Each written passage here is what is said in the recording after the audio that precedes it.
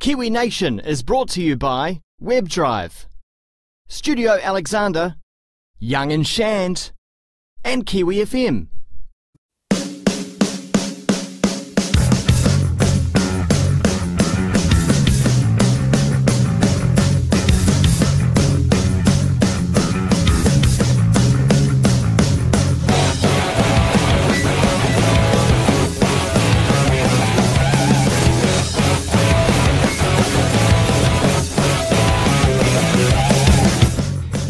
Let's introduce and bring him in. David Slack, hello. Hi guys, how are you? Hey, nice to have you on.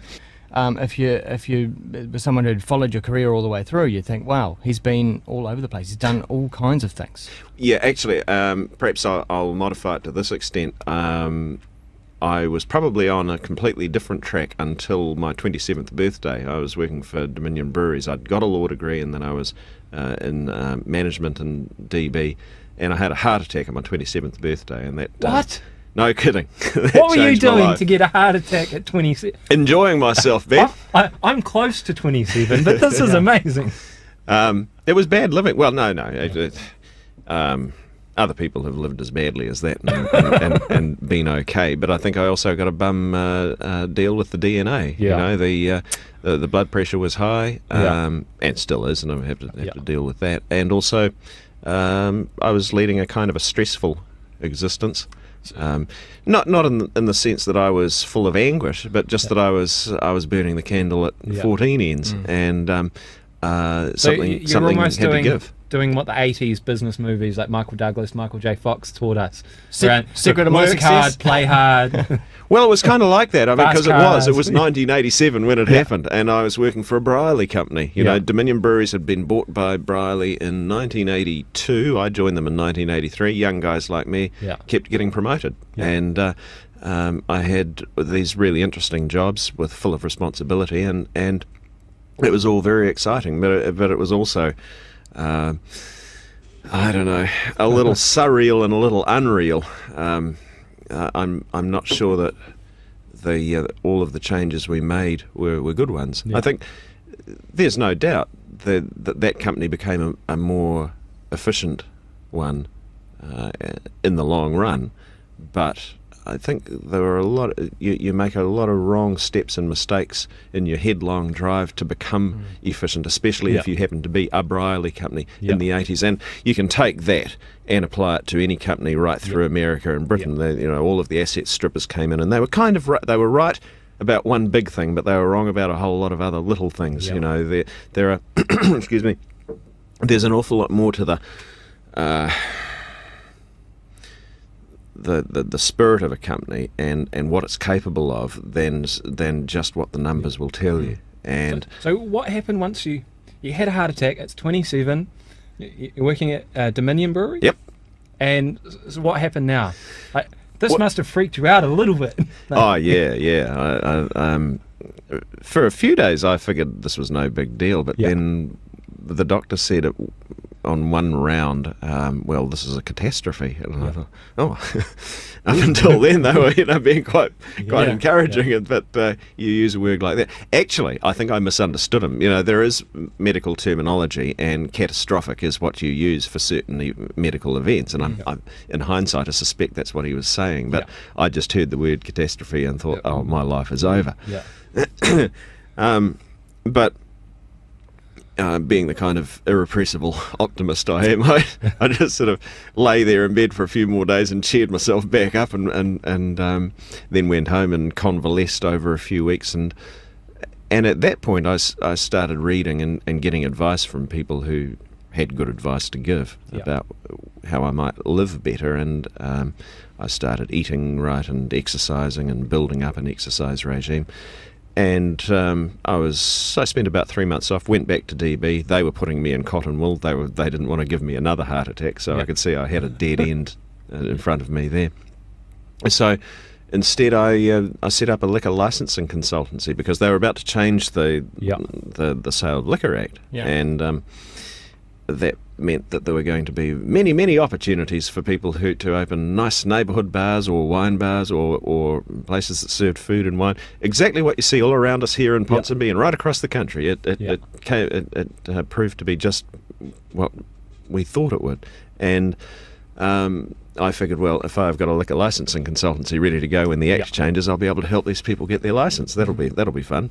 Combining my law degree and my interest in that business. However, they took forever to change the Sale of Liquor Act, and the guy who was responsible for it was the Minister of Justice, and he put an ad in the paper one day for a speechwriter, and it turned out to be my old law lecturer, Geoffrey Palmer. Well, let's skip around the timeline just a little bit, because obviously there was a lot that happened, a lot led up to a lot of lifestyle, I suppose, that led up to the heart attack.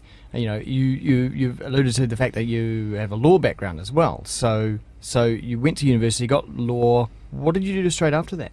Oh, well, that was kind of an accident of economic history as much as anything. It was the middle of the Muldoon years. It was 1982 I graduated, and there weren't a lot of jobs going, and I thought it would be hard to get one in a law firm. But I didn't even try, because I was running errands for an ad agency part-time job while I was finishing my degree, and they offered me a job being a suit in an ad agency, and because I was young and stupid, I said, that sounds like a good idea, and I went and did it, and I hated it. It was really, really bad. What I know now is that I'm a writer. I should have been in the creative department, not being a bloody suit. Should have been a madman. Yeah. Well, yeah. More Don Draper. Yeah. And it was quite discouraging, really, to discover just how unfulfilling that work was, and how many people you worked with were not easy. Not pleasant people. Yeah. So I bailed on that. And I was going to be going overseas with a friend who wanted to, who was planning to go to Canada and to ski at the various great runs in British Columbia. And we hatched this plan. We said, we'll go and hone our skiing in Canada, then we'll go to Europe and become ski instructors at a Swiss finishing school, and we'll marry into a small European principality. Yeah. All worked just fine. Well, in the middle of making plans for that, I got offered this job to work for DB from a friend who'd worked at an ad agency whose husband worked for DB. So he went off, and I stayed home. But that's interesting that you would make that choice after having already had this bad experience in corporate culture to then return to it, but in another form, of course. I think what I liked about the sound of DB was that that the very beer? fact. What kind of that would be a perks true did you thing. have? And it was a DB company, and sorry, a Brierley company, and that did make it interesting to see, well, would this be a more meaty sort of a job where I wasn't just running errands? Because in a sense that's what I was doing as the junior suit. I was still running errands, really. It's just that I had a tie on, and I was being paid less than when I was a messenger. And it was way more interesting working for DB. They were trying to build their market share in the part of the country where they were way behind Lion, in Wellington in particular. I think they had something like 20% market share, and the idea was that if they could open more pubs, more outlets, they'd be able to get more exposure for their brand and build the market share that way. And so that's what my job was, being development manager, helping them open new outlets. Build the distribution. Was the challenge of that attractive? Oh, it was, and it was really interesting. My first job, they put me in my new company car with my new company credit card and said, right, go and look at every bar in the North Island and bring us back a report. Awesome. What's not to like? Yeah. So that's what I did. I went and looked at the state of drinking in the North Island in 1983, and came back with. What was played on the radio? Was Bliss played on the radio? God, I can still remember coming into Auckland on about the middle of the afternoon on a hot November afternoon it would have been, and they were playing Duran Duran on Radio Hauraki. Yeah. That's the kind of music you had back then. Yeah. So that was almost, I suppose, a soundtrack, and would give you sort of a feeling for the time, I suppose. Oh, that's right. Well, and to give you a Kiwi track to it, the cassette I had in my car was the double live album "Deep in the Heart of Texas" DD Smash. Fantastic. Good album that is. Yeah. So now skip forward ahead and post heart attack time. And you obviously had some kind of a mini epiphany at the same time, perhaps to obviously change things up or change things down, or no, entirely. Yeah. Once you realise that you've been thrashing your body and actually you need to get yourself regular exercise and live right, and once you discover how much better you feel from daily exercise, you're full of purpose, and I was, and. The only frustration I had really was that it was taking time for this bloody act to get passed, and then this ad appears in the paper one afternoon in the Auckland Star for a speechwriter for the Minister of Justice, and the qualifications for that were a law degree, a knowledge of New Zealand history, and some writing skills. Okay, so I could do that. I figured. Tick. Yeah, I mean, you had the law degree. Yeah. Knowledge of New Zealand history was that something that you abundant. Yeah. Abundant. Yeah. Okay, and obviously speech writing came naturally. Yeah. Well, yeah. I mean, there was no way I could prove I was a speechwriter. I say that. Well, you got the job, didn't you? Well, that's right. And I had done quite a lot of public speaking. At school and in my job, so I knew I had some capability. But anyway, you're right. I got the job. Partly it helped that I had been in his last small group before he'd left university to become a politician, and partly it helped also that I'd written an analysis of the Sale of Liquor Act that I gave as an example of my writing, but also my analysis, and he really liked it. Prerequisite so that helped. Would have been to get on with him as well, I'd imagine. Yeah, well, that's right. Jeffrey Palmer is not a difficult person to get on with, though. He is he's a very fair and open-minded sort of a person, and anybody who has worked for him talks admiringly of him. I can't think of a single person who doesn't. And when you think about that, how many people do you know of whom everybody says that they were a great person to work with or work for? He really is quite a remarkable person. Did politics come into it for you at that time? Did it matter what party Jeffrey was aligned to? Yeah, my sort of natural sense of social justice sort of pulls me to the left, and so that helped. But I think what I liked, and partly this was the reason he was in politics, was the reforming zeal he had, which was to some extent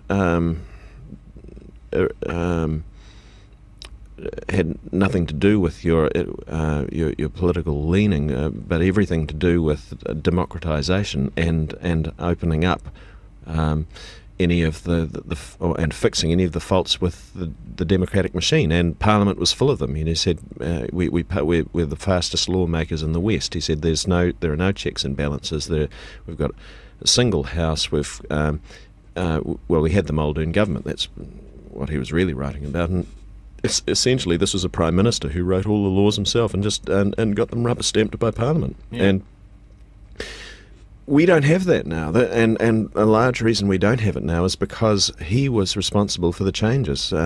He first promoted a proportional representation system, which is in the end, how we came to have MMP. Yeah. He proposed beefing up the select committee process. He proposed a Bill of Rights Act. He proposed a whole lot of things that mean that when you go into Parliament to propose a law, there are a lot of processes you need to go through before it will become law. Whereas Muldoon could just have it write a regulation in the morning and it would be law in the afternoon. And it meant that you could say, well, I don't like the way you're running that importing company in Pakuranga. Yeah. I'm going to prohibit you from importing anymore. You know, I mean... So potentially did he assist in taking government out of the way, perhaps in some ways? And I mean, well, ironically, yes, because people will complain that left-leaning governments actually bind you up in red tape, but no, the whole point of that whole reform process of the 80s was to improve the way democracy functions and the economy functions, and so that was getting rules out of your way rather than wrapping you up in them. Yeah. So as a speechwriter, and so you became a speechwriter before he was Prime Minister? Yeah, that's right. Excuse me. I was the speechwriter for him as the Minister of Justice, and that meant I worked for the Justice Department, and he was the Deputy Prime Minister at that point. But on the day I got the job, David Lange gave his ANZA speech in Yale, and the ball was in motion. By the time I arrived to start the job, which was the weekend of Tiananmen Square, these were big days.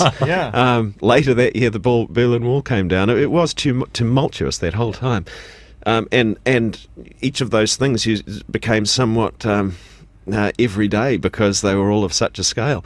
But anyway. The ball gets rolling with the ANZA speech, and within a couple of months, David Lange's resigned, and Geoffrey Palmer's become the Prime Minister, and suddenly I've got a altogether more exciting job. Yeah, and it was so you really so then I stumbled worked your in way into it, didn't you? I did, and it helped that I knew his language well. I knew how he spoke. I'd had him as a lecturer, and so I knew the whole cadence and the rhythm, and so I wrote the very first speech I wrote. He was a little startled to see how closely it identified his style, and so we had a good working relationship established at that point, and off we went. It was great, and he was really good. You would sit down and look at a list of the speeches ahead for the week. You'd talk over themes you might use for them, and get a good idea of what he wanted to say, and then go away and write it in the words he would use, saying the things he would say if he had the time to sit down and write the speech.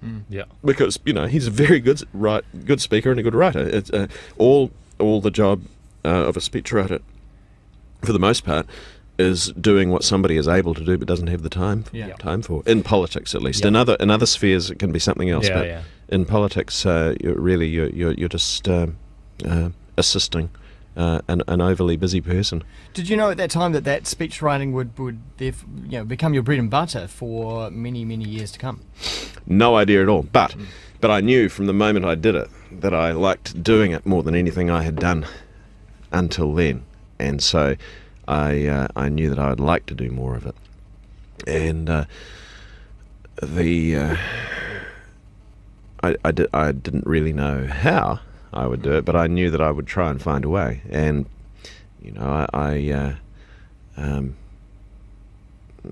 think when you're young and you've got many years ahead of you and the opportunity to take any number of risks, you're quite happy to say, well, I'll give this a try, whatever it is, and when he resigned, I knew I wouldn't be writing speeches for a little while, but I knew I would do it again as soon as I could, and I started looking around. The way I got back to it was by calling anybody prominent I could think of and seeing if they would We say you need a speechwriter. Yeah, I'm a yeah. speechwriter. Yeah.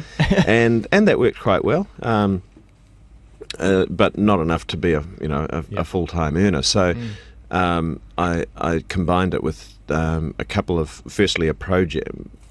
PR jobs. Firstly, a project running a drink drive campaign for North Shore City Council and the Ministry of Transport, and then for a PR firm here in Auckland, where I did a little speech writing as well. But with both of those, did it on the understanding that I would be building up this speech writing business as well. Yeah. And so that's what I did for 2 or 3 years.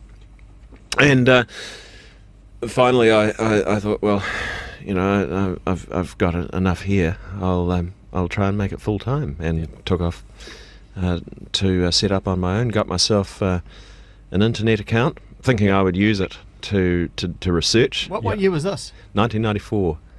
Internet in 94? Oh, yeah. Internet didn't exist in 94. Come on. I see. You must have been one of the first. I met Al Gore at the Beehive, and he told me he was coming up with this great new idea. Something to do with pipes. You're not going to believe this. No, the internet. 94. The internet was reasonably strong in '94, but I'll give you some of the more interesting names of people who didn't know anything about it. Telecom would be one. You would ring up Telecom to say, I've got this problem with my because I had a dial-up connection with Icons. Actually, no, I started with Planet. They really were a little ropey. That was kind of like digging to Australia with a teaspoon. So then I went to Icons, and they were leasing a room in Airedale Street from Telecom. And clearly somebody in Telecom understood what they were doing. And I'm over dramatising this. But Telecom understood what the internet was. But when I say that, a very small number of people within that organisation did. So you would ring them up to ask a question about it, and they wouldn't know what the hell you were talking about. But Icons, they were. They did a really good job of making the internet usable and affordable. Relatively speaking. Do you remember how much your monthly internet bill was back then? Well, was it per hour? The first time we got the internet, it was $8 in New Zealand an hour, and they did bill you per minute. So you try and use about 30 minutes. I think it was Voyager. Ah, yes, that's right. Yeah. So, when Icons did it, they did it on data. Oh, okay. So you could be on as long as you liked. And they had a great big modem bank, and in the evening everybody was fighting for the modems. But the data was hellish expensive. It was, I'm trying to remember this, could it have been $10 no, it couldn't have been $10 a meg. Wow. That's like mobile rates now. Well, that's right. Maybe it was. Because, for example, the browser, the Netscape browser, and the Internet Explorer, for a couple of years there, they were putting a new one out every week just to ace the other one. And each time you'd have to download it, and it would be about 6 megs. Yeah, that's all it was. It was about a 6 meg file, and it would take you forever to get it. 2 or 3 hours. And then it'd time out at 98.5%. And then you start again. But so those were the volumes you were working in, really tiny. So maybe maybe I'm right in thinking that it was actually $10 a meg. Were you setting up a website with this account? I was, and that was the first thing. I still remember when I first got fired up the web for the very first time and looked at this browser and saw a website, and it was some. And it looked like MySpace. Oh no! So that hell was yet to come. In those days, they were really nice and clean, simple sites, and it was somebody who had this log cabin in Wyoming. No, Montana.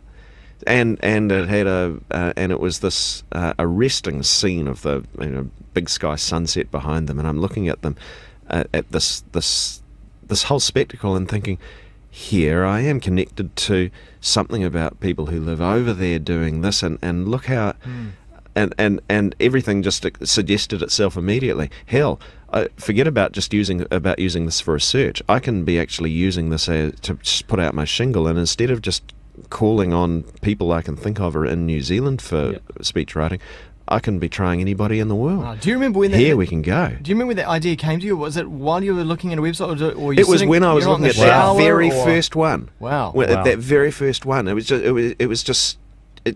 just suggested itself so clearly, because when you for the very first time see a website, and remember, this is in a day when you just didn't see them anywhere, and then suddenly you see this picture and you think it all makes sense. You know, the Michael Berners-Lee, the Tim Berners-Lee, sorry, the World Wide Web. What an enormous contribution he's made to the world in conceiving that thing, because it's the perfect graphical user interface for this vast network that makes the whole thing just suddenly make sense. And that's what it did to me. I looked at this thing and I thought, I could hang out my shingle. It's as easy as that.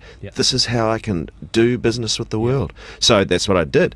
To start with, I thought, well, I'm just going to hang out my shingle as well. I'm going to put up a site that says, here I am, David Slack, I write speeches. Fill out a form, or rather, send me an email. And Did you get a domain? Well, that's what I came to, because I looked at that first and I thought, so I'll do this hanging out a shingle site. And then I thought, well, what exactly will I put on it? And then I said, well, how do I make one of these things? And so I started looking around on the web, and this is what happens. You know, the web just teaches you whatever you need to know, and that's what I did. Found out how to make a site, started making one. Made and I thought, well, this thing's got to be interesting. So I put a collection of an archive of speeches that other people had given that might be interesting, and links to interesting speeches, and tips on making speeches, and of course the most important bit, how to get hold of me so I can write a speech for you. But I thought, well, this is all very well, but I need to get some attention so that people are going to come to this thing. And how will I do that? And that's when I came to the inspiration that really made all the difference. I thought, I need an automatic wedding speech writer. This will be a great gimmick. Well, a gimmick, or gimmick. Had you had people come up to you, please write or help me write this? No, they hadn't. Although, over the years people had asked me to help them with their wedding speech, so I knew that this was something that people fretted about, you know, because this is this obliges everybody to speak whether they like doing it or not, and we know this, that a whole lot of people hate having to give a speech. It terrifies them, and what's more, they don't know what to say. So the idea of helping them with that seemed like a pretty good one. And but the idea was that this would just be a gimmick, you know, a simple little speech that you could toss off, and then, having looked at that, you might then know what to do that was better. In the top 10 list of fears, I think death is first. Speeches is first. Death is second. So people are more afraid of giving a speech. That's right. Of people than anything. That's right. Jerry Seinfeld's got a great joke about it. He says, so when you're at a funeral, the guy in the coffin is not as upset as the guy who's giving the eulogy. Anyway, actually, no, I'll tell it properly. He says, so people would rather be in the box than giving the eulogy. Anyway, I figured, I thought, well, how am I going to make this? How am I going to make this gimmick? And so then I found out about how to do dynamic processing. You know, how do you get a page take input and feed it back?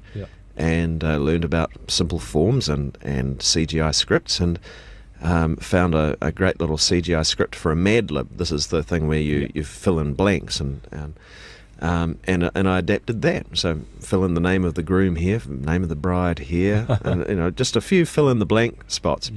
And a couple of different themes. Set this up, found out how to write it in Perl, and after quite a lot of trial and error, had the whole thing working and got it all activated. Had it working at home, and then got it working on the server where I was hosted at Icons, and the first time I clicked the button and it worked, I thought, hallelujah, this is really, now we're having some fun. And was it quite something? It was. Was it speeches.com? No, well, no. Yeah. Not to start with. To start with, it was called icons.co.nz/commercial/underscore users/d/slack. So that Very was, easy to find. So that was my next step, to find a domain, or get a domain name. So I just wanted to be speeches.co.nz. Now, in those days, all the domain registrations were handled by Waikato University, because they handled the point at which the net hit New Zealand. Yeah. And I asked Icons to get this domain for me, and they said, "Oh no, Waikato says you can't have it. It's not your commercial. It's not your business name." So you can't have it. Oh, man. The bullies. Oh, for God's sake. Yeah, wow. So, well, stuff you. I'm going to go to America. I bet I can get speeches.com. Yeah. Sure enough, I could. Yeah. Do you still have it today? Still have it today. You must have had some serious offers over the years to buy that. And they keep coming. Yeah. What kind of price range?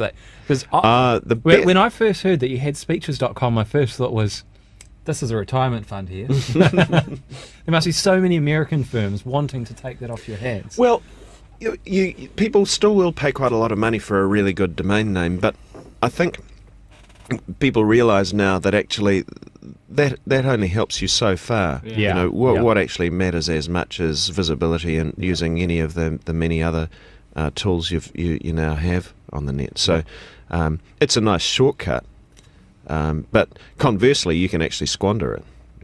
By just expecting that will deliver it to you, when in fact you're also going to have to optimize your page, and you've got to play with Google. Yeah, is the simple answer. Yeah.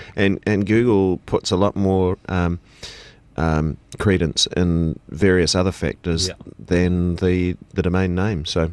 So if I typed in weddings, make a wedding speech or something similar along those lines, would you be right up there?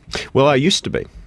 Just on the search, and then round about the time that they started the AdWords program, for some strange reason, I was suddenly way down in the search rankings, and I can't prove this, but I just wonder if they didn't change the algorithm in part to shake a lot of people into the program, because that's certainly what I did. I thought, well, I better start buying Google Ads, so that even if I'm not on the top, AdWords, that's right, yeah.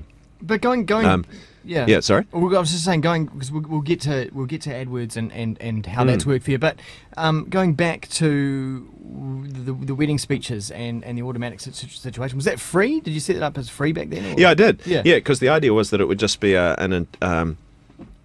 gimmick that would get traffic. Yeah. And it worked really well. I got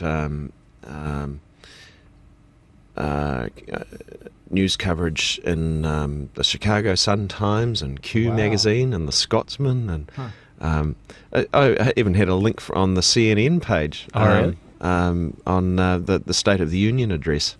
Wow. On the basis of, here's a interesting site about speeches. Got interviewed by Slate magazine. Wow. Sorry. Oh yes, it was Slate. Tim Noah. That was interesting. Yeah. And that was really great for traffic, and probably great for rankings too, because that meant that suddenly they created a great many links, and so it became a very visible site.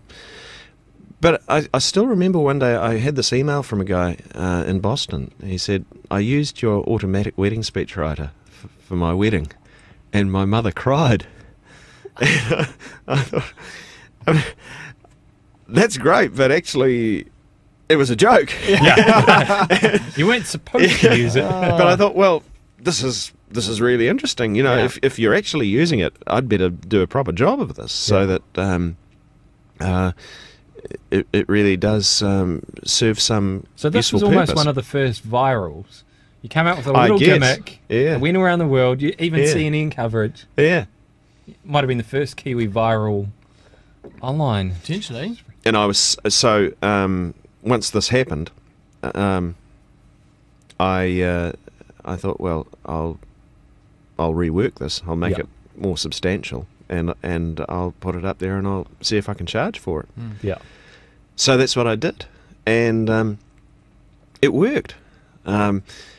this was in 1996, and in those days there was no online billing. The only way you could do it was to get an offshoot of AT&T in Florida, who were setting up a 1-900 number service, so that you could ring the 1-900 number for the service, you'd set that number up on your page.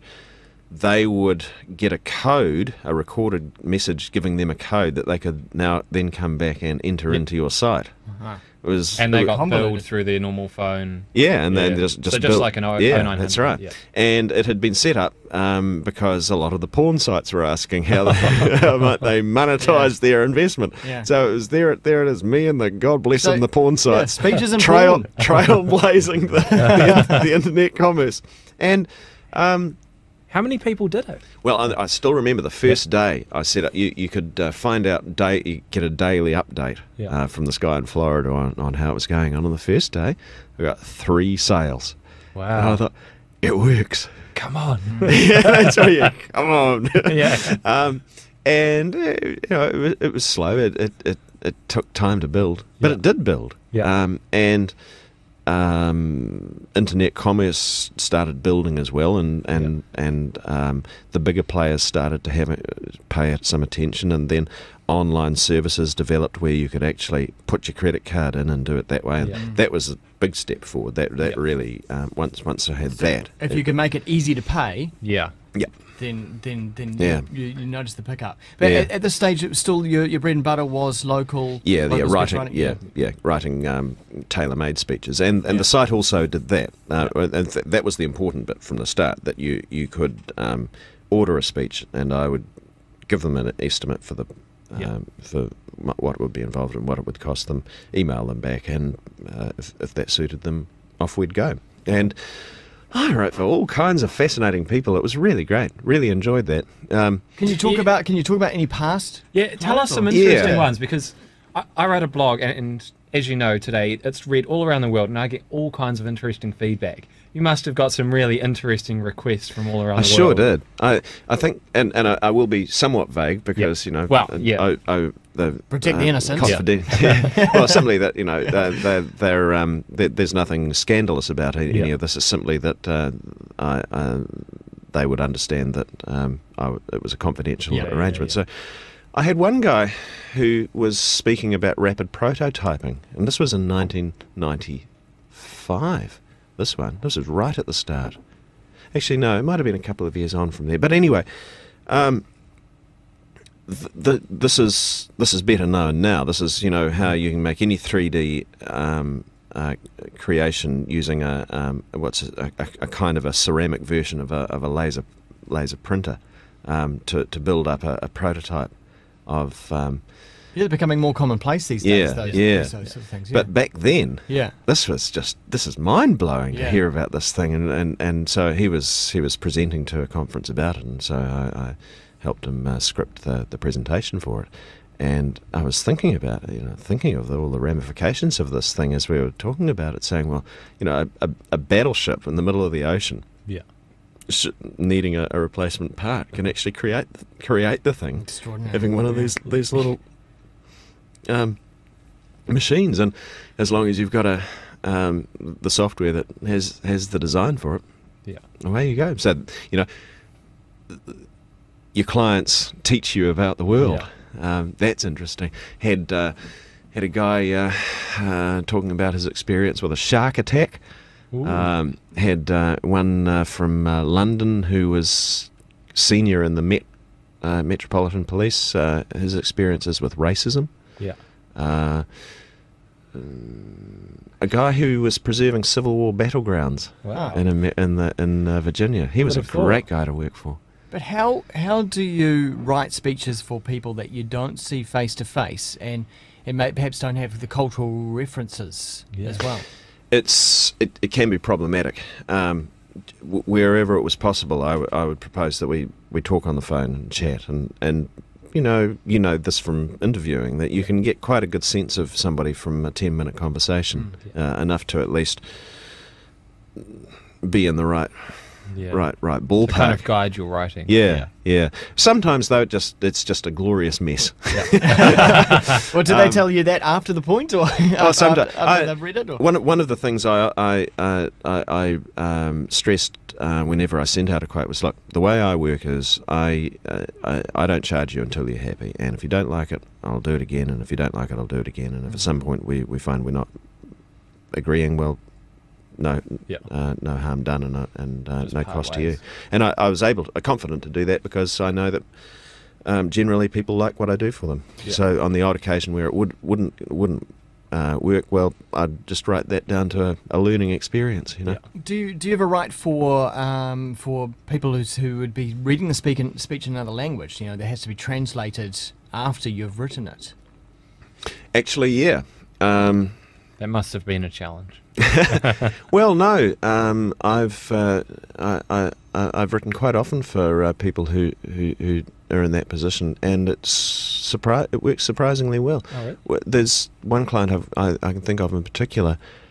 The thing I particularly work on is just giving him good anecdotes to bring his examples to his arguments to life, and the anecdote doesn't rely quite so much on the phrasing as the idea it creates and the picture it creates. So you translate that, the power of the illustration is still there, and you just work with the words. So, well, that's worked pretty successfully for us. It does make it a degree or two harder than doing it in the language it's going to be delivered in, though. That's for sure. Do you have competition out there now? Because it's been but it is a kind of a specialized area. You know, you understanding how to write for other people is a somewhat rarefied skill, and I think that's why there aren't a lot of people also offering the same thing, and no one does it quite the way I do. Mine is, and I should say that the version that's online at the moment is very old now, and I've been working on a whole lot of enhancements to it that mean that when I finally finish it and it's up there, it's going to be a very different beast. But even in its current incarnation, what it does is take your responses and ask the next question according to the response you just got. So it really is very tailored. You go into the website, you choose your topic, you choose a theme, you choose a particular approach. You're just clicking down through a menu to do this, and then you hit the start point, and you just get questions thrown at you. You answer the questions, and the program I've written responds to those responses with follow-up questions. And what it means is that by the time you get to the end of the process, there's a pretty good chance that what you've got is not going to sound like anybody else's speech, and it's going to sound enough like you to work. And the new version is a much more nuanced version of that. So you've created or are creating artificial intelligence for speech writing. Yeah. And then doesn't this take you out of the equation? Is that? But is that what you're what you're going to do? Because speeches.com isn't this what Kiwi companies should be doing? Yeah. Instead of writing speeches all the time, making systems which make speeches for other people. Well, that's right. And well, this is quite a good illustration of where the two competing ideas mesh here, because we're saying on the one hand let's automate entirely, and on the other hand we're saying let's have some input. Well, in fact, in order to have really successful automation, you want to go on adding input also. Keep modifying the system, correct. Refining it. That's right. Yeah. It. See how they're using it and build on that. And my great regret is that I've been doing it offline for 8 years rather than doing it incrementally online, because I've been thinking, no, I just want to do it in one big bang hit. And I've made a huge rod for my back by doing it that way. In hindsight, I'd have been much better to be doing it incrementally. However, you're right. It's artificial intelligence meets linguistics, really. Yeah. And for speech, the pattern of a speech, that's the rather more gentle hill to climb. The steep hill to climb is the story that goes inside it, and that's what I've been kind of bogged on. Yeah. I think we all know this, that speeches tend to work to various formulae. You try not to be too obviously formulaic, but by the same token, it doesn't hurt that there is a recognisable pattern. I do this, then I do this, then I say this, then I have this self-deprecating aside, then I have this heartfelt story. Article, isn't it? Yeah. You need a bit of an intro, you need to draw out some points. And when you read it, it's quite enjoyable to engage with. And because we know how it works, that actually helps us to go through it. It sort of aids the digestion, if you like. Whereas with storytelling, there are so many different ways people do it that the difficulty you create for yourself is that you're possibly going to straitjacket people if you try and put them into a particular pattern of story or a particular formula. And it's much harder to anticipate all of the ways each phrase and element of the story is going to unfold if you don't know anything about it. And this is the thing I've been working on, because what makes a speech come alive is a great story or a collection of great stories. And I've been working on helping people to recall their stories and then to find a way to work them into the speech. And in principle, that sounds relatively straightforward, but in practice, it's really tricky. Is it almost coaching the people on the website in creating a speech? It almost it's actually drawing. Well, that's quite so in a format. That's quite so. Yeah, because to some extent, you're helping people understand how to do something they're actually quite capable of. Yeah, but they don't know. Yeah, that's right. You're just coaching them through the process. Yeah. Everybody has their story in them, and they know if they were to sit around a table with a couple of friends over a bottle of wine, they'd be able to tell it. Yeah.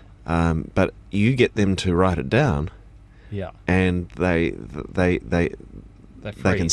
can. They can. So you're quite right, actually. That the whole idea of the site in its new form is to be much more of the kind of helpful expert looking over your shoulder as you're going, saying, now do this, now do this, now do this. But there's also a sort of a commercial complication to it, in that you've got one part of the market just wants to get this thing done as quickly as possible, bang, bang, bang, and another part wants to get something really good, and some want a bit of both, and you have to design it with those varying expectations in mind. And again, in the current version, there's a quite primitive distinction between the two. You do a couple of minor points, and then bang, suddenly you've got a whole speech. But what it tells you is, right now with this you can now go on from here and enhance it in all of these ways. Do you want to do that, or do you just want to get out of here? Just press the button if you do. Or press whichever button you want, depending on which choice you want to make. Does that mean you come out with the budget version of the speech as opposed to the premium?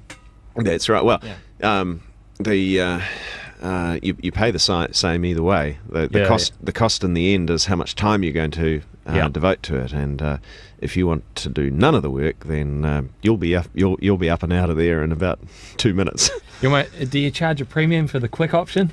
No. The simplest way to make this thing work is just to make it a monthly subscription, and for most people that means just buy your 1 month. And so if you're a CEO, then you're giving speeches all the time. So that would make a lot of sense. That's right. This area of it's almost speech research in some ways. It's almost something like Google. Google are in search research, and they already know what you want, and they're just Yeah, getting better yeah. at showing that. to you. yeah. Have you had any offers from Google? No.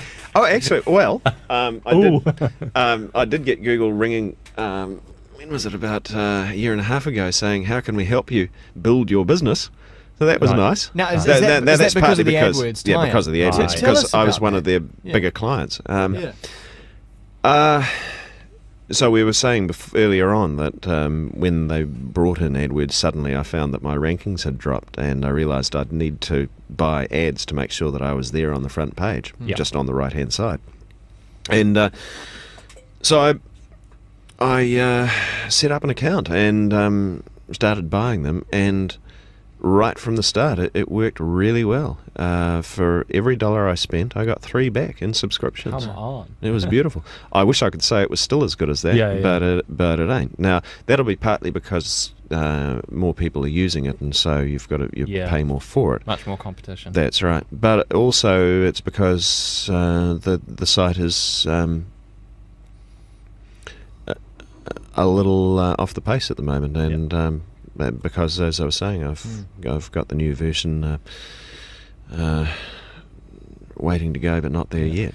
Can we ask, what kind of scale were you selling speeches at its peak?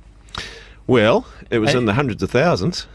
Can I be a asked? year, a month, or No, per year, hundreds of thousands. Wow, that's incredible. Yeah, and that's export. That's right. isn't it? Yeah. Yeah, and you saw that way back, as you say, back in 1994. You saw this potential straight away for the internet to not, you weren't thinking about a local market. You weren't thinking about a New Zealand market. You were thinking about selling speeches, selling ideas, selling overseas. Firstprofitable.com in New Zealand, I suspect. 1996, Yeah. I was charging Easy. for it, and I Wow. was Easy. and I was making money at it. I Yeah. don't think there were many people doing it then. Everyone else is getting ready for the bubble. Well, that's right. Yeah. Yeah.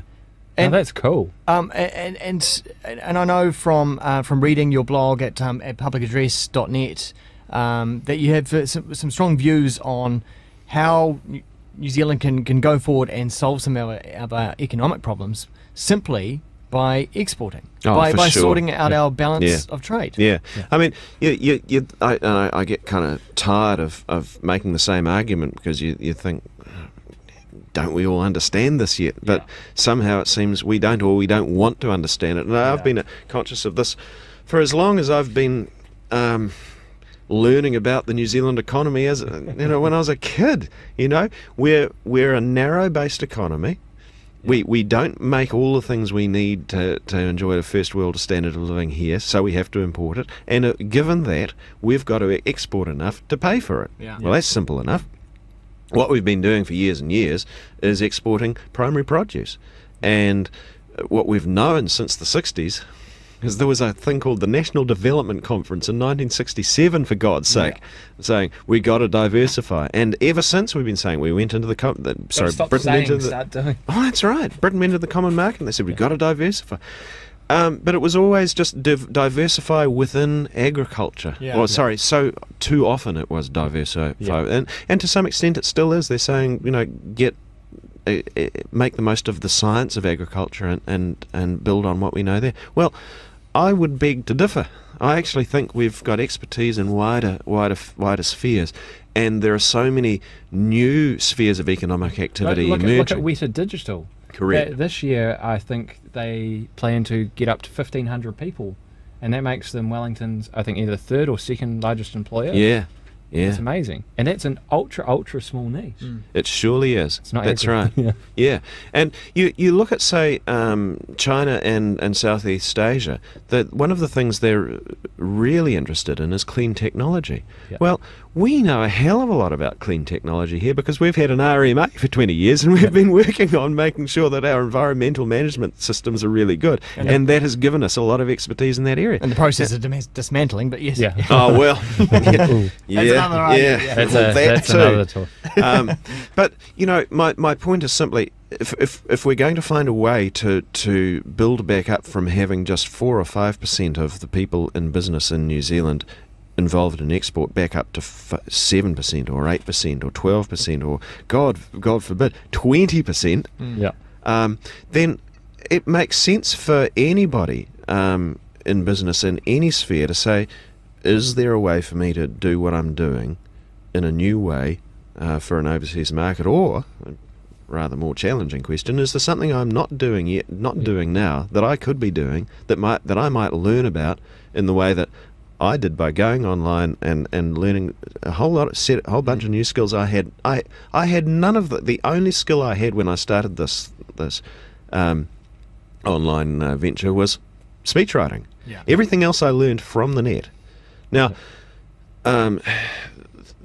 it doesn't have to be a global empire. It just has to be enough for you to be your own boss. You know, that's one of the things we're good at here in New Zealand. Yeah. We're doing a modest little enterprise of our own that's enough to support ourselves and make us a net exporter rather than a net importer. Yeah. That alone, if a That decent would chunk of people redefine did our it, economy if we could achieve, as you say, like even 7% or 20%. you bet. You bet. And Incredible. And it would be potent too, because people would see other people doing it and start thinking about it themselves. You know, where there's nothing like the power of the successful example. Yeah. You know, and if people can see it actually working, Yeah. that improves the prospects that they Well, might you'd do say something about it. your venture, 15 years on now, is successful. Oh, undoubtedly. Yeah, look, we've lived off this damn thing for at least 10 years. Yeah. Wow. You know, everything else we do is just for the fun of it, really. So, some might say, though, well, you were in there early, you were on the ground, you know, you saw that opportunity really early. Is there still opportunities like that where you've got a skill and you could take it online? Oh, I'm sure there must be. You know, look, YouTube is only 4 years old. Yeah. It's just getting started. Yeah. And it doesn't have to be a world beater like YouTube. It just has to be a niche. You know, it can be.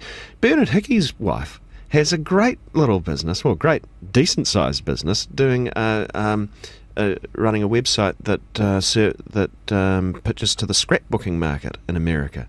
Yeah. And which is huge in America. It is. Huge market. And I think there's enormous potential in that whole field of giving people more fulfilling and enjoyable pastimes. Yeah. You know, or helping them make sense of their lives and reflect on their lives. Helping people to do things with all of the data they're gathering in their phones and their laptops and their computers, all of the material they're writing and they're photographing. If you can show them interesting things to do with that, Yeah. that's full of possibility. Do your clients know you come from New Zealand? No. The ones I write speeches for, yeah, they do. Oh, yeah. But the ones who use the online service, I'm deliberately stateless. Yeah. You know, It could be anywhere. Yeah. Planet Earth. Yeah. Yeah. That's right. Well, then you don't get any form of bias. Yeah. Yeah, that's right. I must admit, I've all of the material is written in American spelling, but then the internet is kind of drifting that way anyway. I don't think that's. such I'm a bad... constantly juggling that Kiwi spelling versus American spelling. Yeah. Or I have Americans write to me and going, Ben, you really need to learn how to spell. I've been saying route quite a lot, but I don't think people like that. No. It It always depends if on- you're online or not, Yeah. or actively Right. online or not. Yeah. And you're right. There are a whole lot of little pinch points. Yeah. Cool. Well, I mean, I've known you, David, for a few years now, and I every time I talk to you, I learn something new, either about your past or about your ideas, or Whammo, I'm just that old. it's just it's been really eye-opening, and it's really been really great. Thank you very much for coming. I had no idea that this was going on. And this is the essence of why we do this show, because there's so many people like you doing some really, really innovative and really, dare I say, shit-hot stuff Yeah. that the rest of New Zealand needs to know about, because your exact model could be applied somewhere else. I'd like to think Yeah. so. Really would. And thank you very much for coming Yeah. in. Been great. It's been David Slack on KiwiNation. That's another episode. Oh, by the way, so speeches.com, David. Yep. And David Slack, or just, David on Slack Twitter. on Twitter. David Slack on Twitter. Yep. Cool. So that was the end of episode 3? Episode 3. I'm Glenn Williams, or Radio Ammo on Twitter. I'm Ben Young, twitter.com/Bwaggy, BWAGY. Cool, we'll see you next time. Cheers.